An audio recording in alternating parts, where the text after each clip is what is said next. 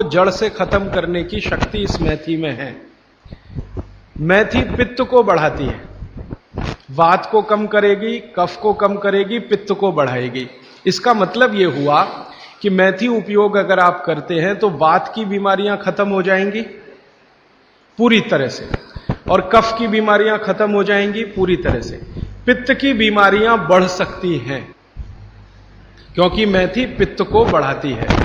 तो जिन लोगों को पित्त की बीमारी पहले से है उनके लिए विनती है कि वो मेथी का उपयोग ना करें। जिनको पित्त की बीमारी पहले से है वो मेथी का उपयोग ना करें। पित्त की बीमारी आप समझते हैं, एसिडिटी होना, हाइपर एसिडिटी होना, अल्सर होना, पेप्टिक अल्सर होना, मुंह में पानी आना, खाने का हजम नहीं होना, खाना खाने के 2-3 घंटे बाद भी खाने का टेस्ट मुंह में रहना, डकारे आना वगैरह वगैरह, हिचकी आना, ये ज्यादातर पित्त से जुड़ी हुई बीमारियां। तो मेथी के लिए बाघभट्ट जी कहते हैं कि पित्त के रोगी छोड़कर वात और कफ के रोगी इसको भरपूर मात्रा में ले सकते हैं।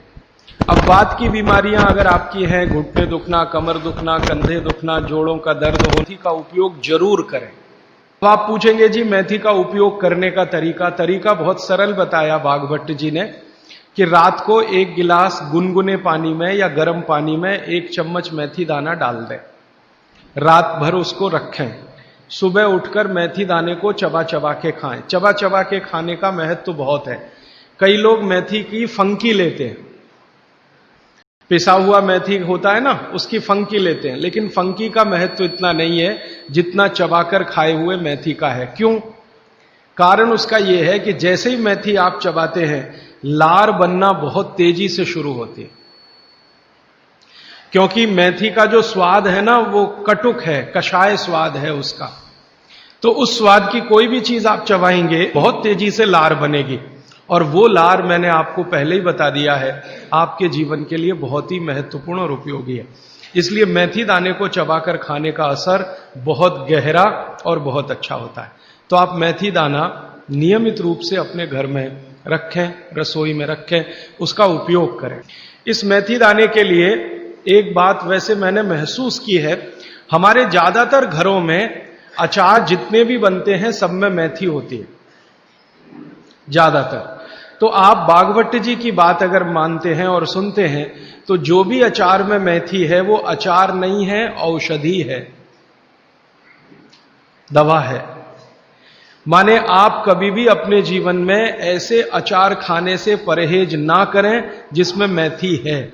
मेथी है तो जरूर खाएं, वो चाहे आम का अचार हो, चाहे कोई भी दूसरा नींबू का हो, या जो भी अचार आप डालते हैं, अगर मेथी है तो जरूर उस अचार को आप खा सकते हैं। कुछ अचारों में मेथी के अलावा ये भी होती है, अजवाइन होती है। अगर अजवाइन है तो आप जरूर अचार खा सकते हैं, क्योंकि महत्व की बात जो आपको मैं समझाना चाहता हूं वो ये कि किसी भी अचार पर, किसी भी फल पर औषधियों का असर फल से ज्यादा होता है। जो विज्ञान की बात है वो ये कि आपने अचार डाला, तो मान लो आम का फल था, आम के फल का अचार डाला, अब इस पे मेथी पड़ गई या इस पे पड़ गया ये अजवाइन पड़ गई, तो अजवाइन और मेथी 2 ऐसी औषधियां हैं जो दूसरे के प्रभाव को बहुत कम और अपने प्रभाव को बढ़ा देती हैं। तो कई लोग ऐसा घबराते हैं ना, मुझे अचार खाना तो अच्छा लगता है लेकिन खा नहीं सकता क्योंकि मुझे ऐसी तकलीफ है। मैं आपको ये कहना चाहता हूं कि अगर मेथी पड़ी हुई है किसी भी अचार में और आप वात के रोगी हैं या आपको कफ की तकलीफ है तो बेझिझक वो अचार खाइए, तो अचार के साथ मेथी जाएगी। और अचार में पड़ी हुई मेथी का असर पानी की मेथी से कई गुना ज्यादा हो जाता है। मैंने जो मेथी आपको बताई वो पानी में रात को डाल के सुबह खाना, इसका जितना असर है, लेकिन अचार में डाली हुई मेथी का असर इससे कई गुना ज्यादा है, क्योंकि अचार में ये मेथी 5-6 महीने साल भर पड़ी रहती है।